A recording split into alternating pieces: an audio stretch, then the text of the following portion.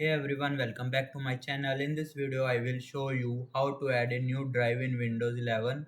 So let's get started. So firstly, go to this PC. I will show you. I have only two drives, C and volume D.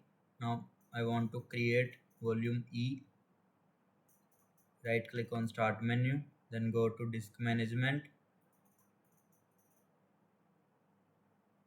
Here you will see, go to volume D. Now right click on New Volume. From there you can click on Shrink Volume and here it will be shrinked. Now you will see total size before shrink and enter the amount space to shrink in MB. Like I want only this, then click on Shrink. Here you will see Unallocated. Right click on Unallocated, then click on New Simple Volume. Here you will see click on Next, again Next.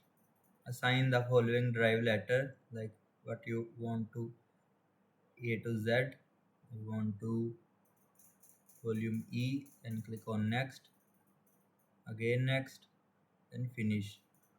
After the finish, you will see the new volume will be created successfully.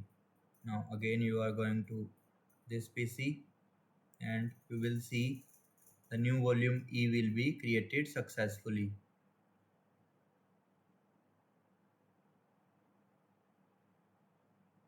So that's how you can add a new drive in Windows 11 PC.